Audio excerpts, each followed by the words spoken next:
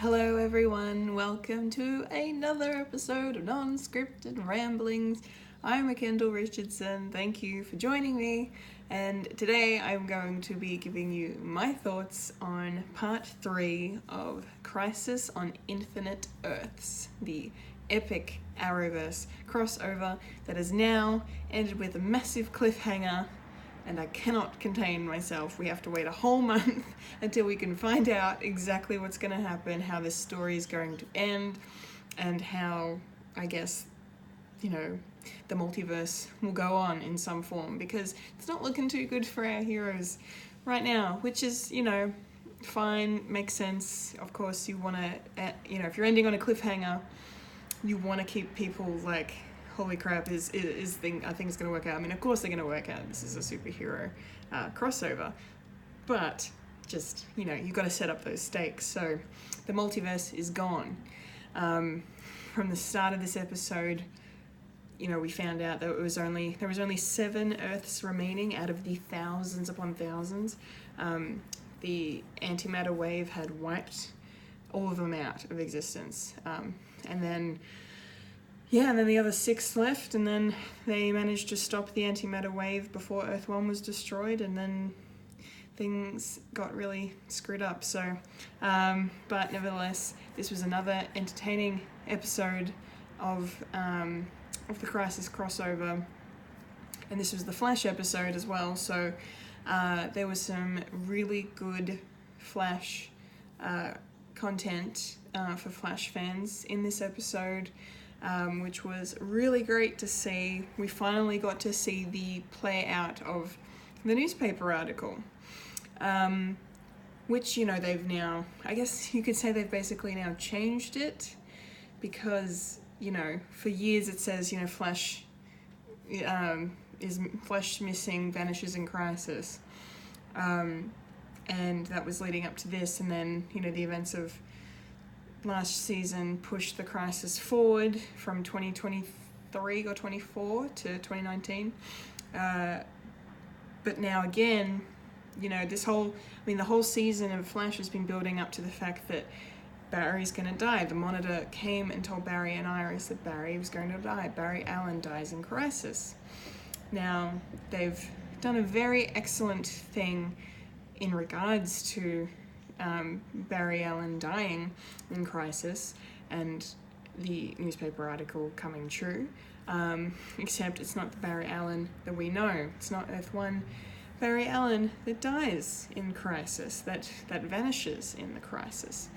And we all knew it wasn't going to happen, because, the season 6 of The Flash is not even halfway through yet, and, there's not exactly a way of, you're not going to have a whole half season plus of no Flash. So they did a really, really clever, and it tugged on the heartstrings more than I expected to, considering I've never seen the original show. But it turns out that after his disappearance at the end of the crossover last year, the Elseworlds crossover, Earth 90 Barry Allen, which is the Barry Allen Flash from the 1990 TV series, turns out he had been abducted by the Anti-Monitor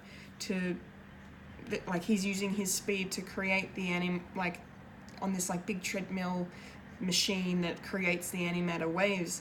And so the reason Earth 2, we found out, was destroyed first is because it was tested on Earth 2. And that's when, it kind of sucks that they didn't get enough time to linger on it, because the Team Flash find out that they've lost their friends in Harry and in Jesse Quick. They're gone. This whole Earth's gone. But they didn't, they didn't really get a chance to kind of really take that in and dwell on it. But I guess this whole crossover has been so fast paced, there's not really a lot of time to dwell on things that aren't crucial to the Crisis crossover itself. So, the main story of it. So I can whistle past that a little bit. But I kind of would have liked a bit more. But anyway, in any event, so Earth 90 Flash is on the treadmill, and he's the one that's creating the antimatter wave that is destroying all of the Earths. And so in an incredible moment of sacrifice after him and our Barry, Earth 1 Barry, realize what they need to do in order to stop the machine, because they try and take him off the machine. And see, this is where my thoughts are interrupting my thoughts, but this is where my one issue kind of comes with this crossover so far. The only issue I've really had is the fact that the Anti-Monitor has only shown himself once, and then in the first episode we had the shadow demons that were fighting on Earth 38, and you know, and they're the things that killed Oliver Queen. We haven't seen them since. We haven't seen, but all these moments where our heroes have been fighting together to find the Paragons and you know, and stop the antimatter wave. Like, there has been no resistance from the Anti-Monitor at all. Like, he hasn't mounted any kind of defense against the heroes and their actions. I mean, the only conflict they've come up against since episode 1 was, you know, I mean, in episode 2 we had Lex Luthor stealing the Book of Destiny, which was something that he had to do because it was going to lead them to the Paragon of Truth, which is Brandon Routh's Superman. But still, like, you know, he's the only kind of issue that they've had in getting, and then the fact that Oliver Queen is dead, and there's that. But like, I don't know, in this episode it just kind of seemed all too easy for them. But then again, I think considering the way the episode ends, you can kind of look past that. I mean, it kind of irks me a little, but at the same time I'm just kind of like, well, I mean, you know, the Anti-Monitor technically is winning, or has won by the end of this episode, you know, because everything's been wiped out except for the 7, or should I say 6 Paragons, but more on that later. So yeah, but anyway,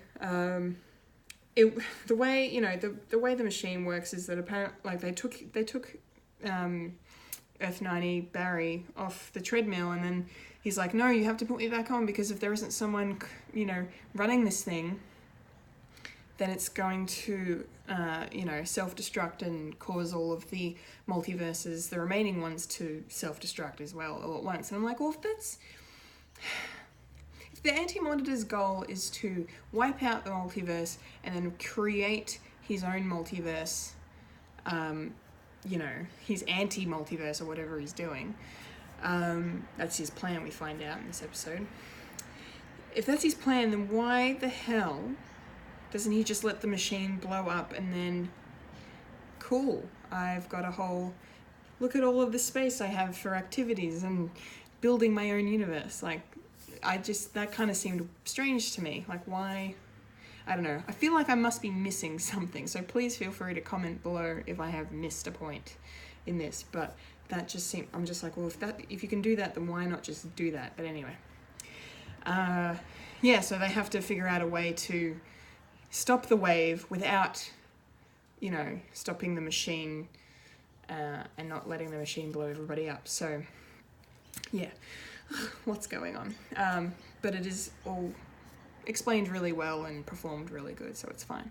But yes, both the Barrys figure out what they need to do. They need to run the opposite direction to, you know, sciencey, fix it. You know, I can't remember the words they used right now, but, you know, they figured out the way to make, you know, to stop the wave from consuming the last Earth, because by this point Earth 1 is it. So yeah, but then Barry realizes, okay, this is how I vanish in crisis. This is, like, you know, he turns to Caitlin, and he turns to Cisco and says, you know, you guys have been with me since the beginning. You know, you were there when I woke up for the first time as the Flash, and it was a really nice exchange of dialogue between them all. And yeah, so then Barry's like, this is how I go. This is it. The time has come for me to fulfill my purpose in this crisis. But then, of course, last minute, just before Barry can make the ultimate sacrifice, Earth 90 Barry steps in, takes Barry's speed powers, so he can use his speed as well as his own to beat the machine and vaporize himself in the process, but stop the antimatter wave and save Earth 1. So they have a fighting chance to stop the Anti-Monitor and hopefully somehow restore the multiverse back to what it was. Still don't know how they're going to do that. But anyway, we'll find out. But one of the coolest parts in this whole episode came when Earth 90 Barry sacrifices himself. They flashed back. They showed a flashback from a scene between John Wesley Shipp's Barry Allen and Amanda Pay's Christina McGee, or Tina McGee, from the original Flash series in 1990. And I haven't seen that show, as I said. I've heard it's, you know, it's a cool show. It didn't last very long, but you know, they showed despite the fact that I hadn't seen it, I was still like, holy crap, like the music's going in the background, and the flashes, he's running as fast as he possibly can to save everyone, and as he starts to dissipate, it just cuts to this like romantic scene between Barry and Tina, and it's just like, I'm getting emotional over something I haven't seen. I was just like, oh, that's so, yeah, it was nice. It was really well done. I was very impressed. It was beautiful storytelling. So yeah, that was sad. So Earth 90, Flash is no more. He's gone. And they stopped the antimatter wave. So that's a good thing.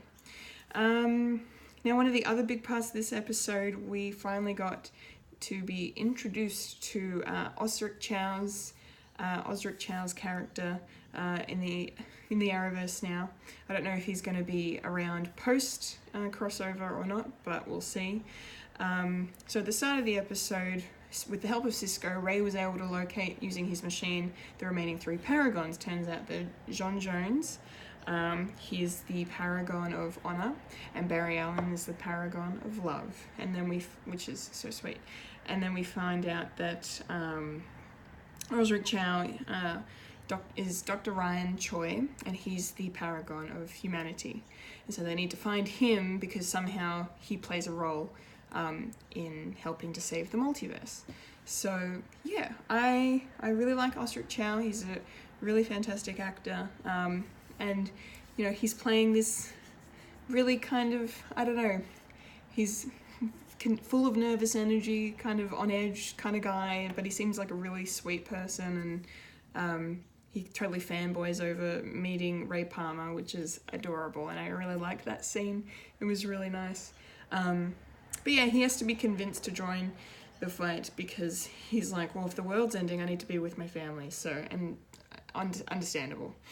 But Iris manages to convince him, because, you know, she's also human. So she's like, well, you know, we exist for a purpose, and that is to remind the heroes of what they're fighting for. So, and it's a really, really nice speech, and Iris is really great in this episode, and she contributes a lot to helping forward the story and all of that. And so yeah, I really like her. Candice Patton's really lovely, so it's nice to see her get such a much bigger role this time around in the crossover. So but yes, so Ryan Choi joins our gang of many heroes now. One of the other cool things about the scene where we entered the antimatter chamber, because I forgot to also mention that I'm really all over the place at the moment, so I'm sorry about that. But the Monitor made Cisco vibe again, despite all of his protests in the world. So Cisco is now vibe again, he has his powers back, and he used his powers on Pariah, formerly Nash Wells, so he could see how to get into the Anti-Monitor's chamber, and which is where they found the antimatter wave machine with Earth 90 Flash. And then, yeah, before Earth 90 Earth 90 Flash was, sacrificed, basically. Pariah brought Black Lightning, Jefferson Pierce himself, from his Earth. They didn't actually specify what number his Earth is, and I guess that's a creative choice at this point, or it just doesn't matter at this point either, but it was one of the last remaining 7 before it was destroyed, and Pariah brought Black Lightning across with his abilities, because he's a slave to the Anti-Monitor, he can still help the good guys, so he's not entirely a bad guy. More on that later as well. But yes, Jefferson Pierce, Black Lightning, for the first time has entered the Arrowverse, and I was very happy to see him. And I haven't caught up on Black Lightning yet, so I apologize about that, but I loved season 1, and it reminded me why I enjoyed the show and why I enjoy watching him, because Chris Williams' performance as Jefferson Pierce is outstanding. And there was a really lovely scene in this episode between him and Grant Gustin's Barry Allen, and I absolutely adored it. The two of them bonding over the loss of their own fathers, you know, when they were kids, and who their fathers were to them and what they represented, and how we should keep fighting for them in their name, and all of this stuff, using their loss to propel us forward. And yeah, it was a really beautiful scene, very well acted, and I really like the fact that those two characters have bonded, and hopefully this means more Black Lightning crossovers in the future, because I really want to see that, for sure, and I know a lot of people do. So yeah, Black Lightning fans will be very pleased with this episode, that's for sure. Yes, what else can I mention? I mean, I forgot to mention how this episode opened. We got another little cameo, DC Universe cameo with Earth 203, getting up there in the numbers now, Earth 203, and it's New Gotham. And I didn't realize, because I never watched this show either, because it came out when I was young and it didn't last long, but this Earth is the Birds of Prey TV show, Earth 203. So unless I'm guessing 203 might be 2003, because I think that's when the show aired, so correct me if I'm wrong, please. But yes, so we're in New Gotham, and we see Ashley Scott's Huntress running through New Gotham as the skies are red and the antimatter wave is closing in on them. She's on comms with Barbara Gordon / Oracle. We don't see her at all, but we hear her voice, and they're talking about, you know, about how they're about to be destroyed, basically. And that was it was very brief, but it was a nice little Easter egg and reference to that iteration of those characters. So that was really, really cool to see. Really nice way to open up the episode and include another cameo. Love, love, love. What else? Oh yeah, okay. So, one of the other big things in this episode, before I get to the finale, because the last 5-10 minutes of this episode was A++++. So obviously, from part 2, we know that they tried to use the Lazarus Pit to bring back Oliver Queen, and then Constantine's magic failed in bringing back Oliver's soul because of all of the antimatter in the multiverse. His magic is not working. So Constantine turns to an old friend for some help to get to Purgatory to retrieve Oliver's soul, and he goes to none other than Lucifer Morningstar. That is Tom Ellis's Lucifer from the Lucifer TV series, and holy crap, how good was that cameo? That was so great. I am so thrilled with that. That's another show I need to get back into and finish watching, because it's so much fun. It's a really brilliant show, and what a way to bring him into the crossover. They're establishing a backstory, a history between Constantine and Lucifer. Constantine calls him Lucy. Lucifer calls him Constantine. There's such a banter between them that is just phenomenal. Their chemistry is brilliant. And Tom Ellis's delivery of all of his lines is wonderful, and I really need to watch Lucifer now, because I've only seen a handful of episodes, and I need to watch more now. That was wonderful. It was only a 2-3 minute scene at best, but what we got was superb, and I'm so happy about it. So basically he gave them a card that would get them into Purgatory. They go to Purgatory, which of course is Lian Yu, because Lian Yu is Mandarin for Purgatory. They find Oliver, and he has to be jogged into remembering who they are because of, all of the Lazarus pittiness of it all. And then basically he's about to come back with them to, reality, so they can, he can, be alive properly, when a certain man by the name of Jim Corrigan arrives. And I didn't know who Jim Corrigan was, so I had to do some research. And he turns out now, in this quick expositional kind of thing, where he talks about him being a spectre, and it's time for Oliver Queen to become something else, and, you know, light the spark that will, you know, save all of the multiverse and all that stuff. So Jim Corrigan appears to him and convinces Oliver Queen to take his powers, and Oliver decides to not go with Jim, but stay in purgatory and take these new powers from Jim Corrigan. Meanwhile, Diggle, Mia, and Constantine return to Earth 1 reality, and Oliver is not with them. So, but they don't know what's happened, and it looks like Oliver Queen is going to be becoming the Spectre, which is a huge DC Comics character who has basically godlike powers, limitless godlike powers. And in the original Crisis on Infinite Earths comic in 1985, he fought against the Anti-Monitor. So Oliver is clearly going to become the Spectre and fight the Anti-Monitor, probably at the climax of Part 5 of this epic crossover, and he's going to play a huge role in saving the day, as we all knew he would.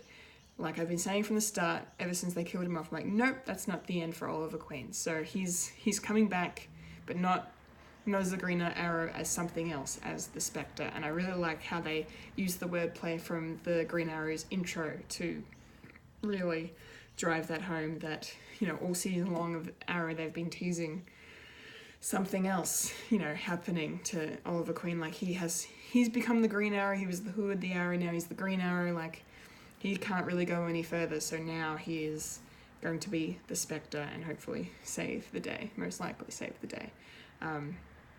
Yeah, brilliant stuff. Brilliant stuff. Love, love, love, love. And it's never been done in the comics before. The Spectre has been Green Lantern, Hal Jordan, and a couple of other characters whose names I didn't recognize when I was looking it up.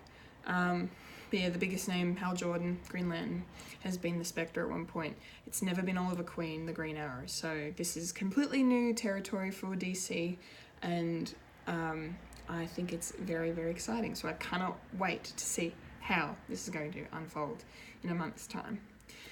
Oh boy. So I suppose then I should go into the finale now of this episode. Well, actually, before I do that, I should talk quickly about Kara and Kate's kind of story arc throughout this episode. So they don't really get too much of the action because Kara decides she wants to use the Book of Destiny to figure out how to bring back Earth 38 and all of the other Earths if possible. So she goes to Lex Luthor to find out how he used it so she can then use it.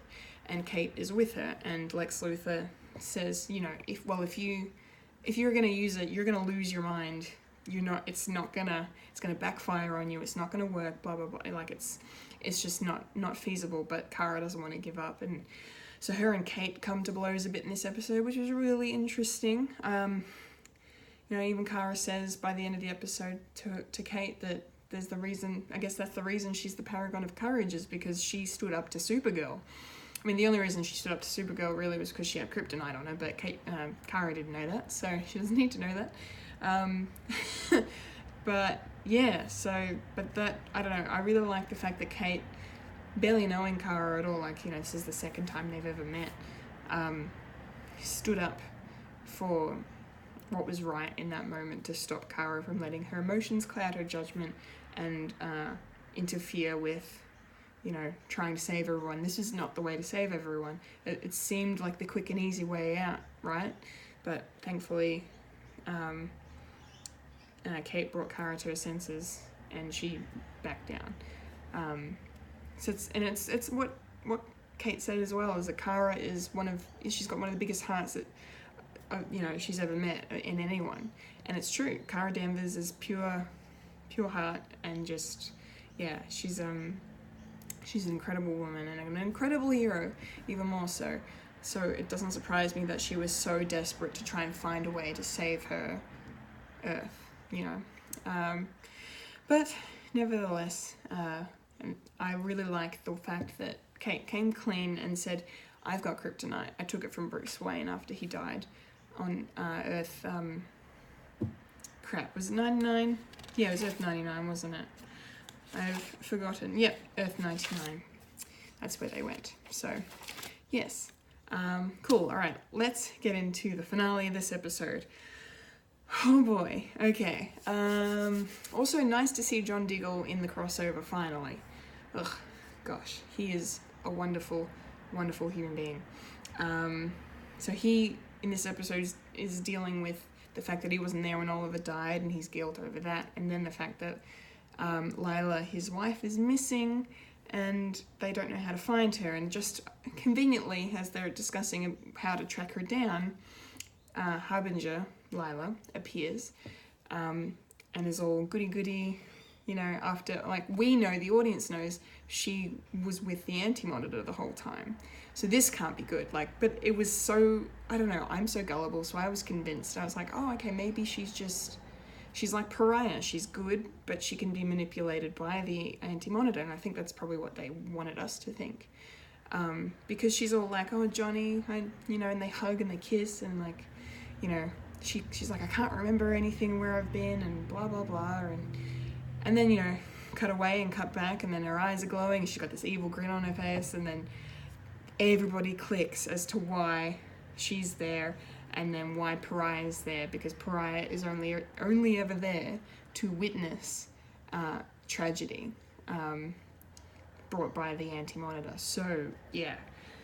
Oh boy. So from there, it's just non-stop action for the last 10 minutes of this episode. It's just bam, bam, bam, bam, bam. Harbinger she's kind of becomes a vehicle for the she becomes a vehicle for the Anti-Monitor, and the Anti-Monitor speaks through her. So it's just bonkers. And she takes everybody out using the Anti-Monitor's powers, using her own powers. She subdues everyone in the room, all of the heroes. All our heroes are there after, you know, reassembling on the Wave Rider after, you know, after all of their respective, you know, battles and whatnot have occurred. They're all back to try and figure out what their next move is, and then this happens. The only people that don't get knocked down by the Harbinger's powers are Pariah and the Monitor. And the Monitor says to Pariah, like, you're the only hope now for humanity. And I can't remember if it was in that moment or if there was another moment where the Monitor has said to him, like, you know, you'll know, you have the power, you'll know when to use it, kind of thing. Like, the Pariah is gonna, you know, there's gonna be some big payoff with some other purpose that he serves.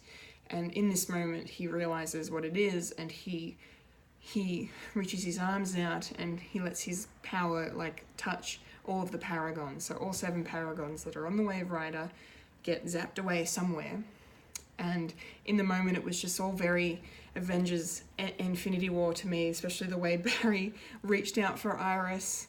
It was like, Iris, like, and then he disappeared, and it was just like, oh my god, I'm getting emotional. Like, I know that nobody's dead here, but I'm just like, this is what the hell's going on? Where are they all going?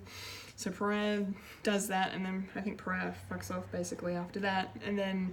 But then the Anti-Monitor, through Harbinger, kills the Monitor and absorbs his power. So the Monitor has been killed. The Monitor is no more.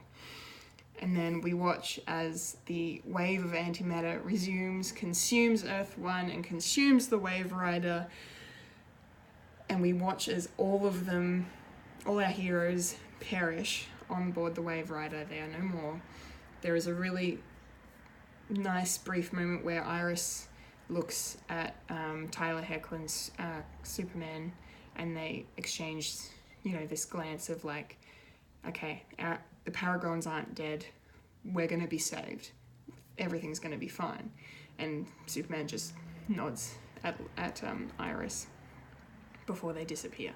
And then they're gone, and then we find out that all the Paragons have been sent by Pariah to the Vanishing Point, which goes all the way back to Legends of Tomorrow Season 1. It is the only point that exists outside of space and time that is unaffected by the Anti-Monitor and the antimatter wave that has just destroyed the entire multiverse. The multiverse is gone. All that is left now is this Vanishing Point and our 7 Paragons. And then to top that off, frickin' Brandon Routh's Superman dies in front of us. he gets absorbed by some red light, and then frickin' Lex Luthor appears, having changed his destiny and inserted himself into the Book of Destiny as the Paragon of Truth. And Brandon Routh's Superman is no more. And I'm just, if that's the last we see of Brandon Routh's Superman, I'm going to be very disappointed, because I really, really, really like him, and he's my favourite thing. He's been one of my favourite things in this whole crossover so far, even though it's only been 2 episodes with him, but still, I don't care. It's been great. So now we have 6 Paragons and Lex Luthor, who is now the Paragon of Truth. So all 7 in the Vanishing Point, and Oliver is somewhere. Who knows where? Oliver exists. I guess Oliver Purgatory must exist outside of, reality, space, and time. I suppose that makes sense. He's on a completely different plane. So he is now the Spectre. So in a month's time, we'll find out how the Spectre and the 7 Paragons will rise up and defeat Harbinger and the Anti-Monitor. Holy crap. So that entire last segment of this episode was just, whew. I wasn't ready for it, but I loved every second of it. It was brilliant. So I am super excited. Before I wrap up, I just wanted to mention a couple of really good quotes from this episode. The writing in this episode was exceptional, in my opinion, and a lot of the dialogue was just wonderful. So there's a lovely little line, another meta line, which I love. Killer Frost says it's his first crossover about Ralph Dibny, because it's his first time being involved in one of these big crossovers, because he's there on the Wave Rider and he's reacting to everyone. He's like, I'm elongated man, Ralph Dibny, blah, blah, blah. And then Killer Frost is just like, don't mind him, or don't listen to him. It's his first crossover. I just really I love the meta humor. Bring meta humor on whenever you want. And then, Iris's, as I said before, we remind superheroes what they're fighting for, she says, in order to convince Ryan Choi to join their cause and become the paragon of humanity. Really, really lovely delivery from Candice Patton. Very impressed. Very impressed. That name makes me want to barf, from Cisco/Vibe, in regards to the Anti-Monitor as a superhero, well, not superhero name, but as a villain name, because, we all know Cisco loves to name the rogues on The Flash, which is, one of my favourite things about him. And yeah, the fact that it's just Anti-Monitor to Anti-Monitor, he's clearly offended by the naming there. So, but it's very funny. It's very nice. And then the last quote, which was probably my favourite of the entire episode, there's a scene where Brandon Routh Superman appears back on the Wave Rider, and he is talking to Lois Lane, Elizabeth Tulloch's Lois Lane, that we know, the Arrowverse one, and he's just like, I couldn't save them. Like, I think he went back to try and save more people from the wave, the antimatter wave killing everyone, and he couldn't save them, and he was very affected by it, and he started talking about how he put the symbol back on, like he put the symbol on to, keep hope alive and all of this stuff, and it's just really beautiful sentiment. And he says, he gets asked by Lois, why did you put black in the symbol? Because the Kingdom Come Superman symbol has black instead of blue in the back of it. And he says, even in the darkest times, hope cuts through. Hope is the light that lifts us out of darkness. And I just love that line, both of those lines, and I love Brandon's delivery on that, and the fact that he's just going for Christopher Reeve's Superman, because, that's who he's effectively playing, and it's beautiful, it's beautifully done, and I couldn't love it more than I do. So I'm just gonna, considering all hope is almost lost, I'm just gonna leave you guys on a moment of hope in this crossover and in my review. I'm adoring this so much. It's brilliant. I can't wait for it to finish so I can then re-watch it back as a film and just take it all in. Like, it's so good. I'm so happy. Ugh, it's a dream come true. Anyway, so that's all from me for the Arrowverse crossover Crisis on Infinite Earths Part 3. I will have a video on number 4 when it returns next January. So we've got a month to wait. So I might even rewatch parts 1, 2, and 3 in the lead up to that. I would not be surprised if I did that, because they're really, really good and they're really, really fun. Oh boy. Anyway, alright, that's enough from me then. Thank you so much for watching. I've been Kendall Richardson, and you just experienced non-scripted ramblings.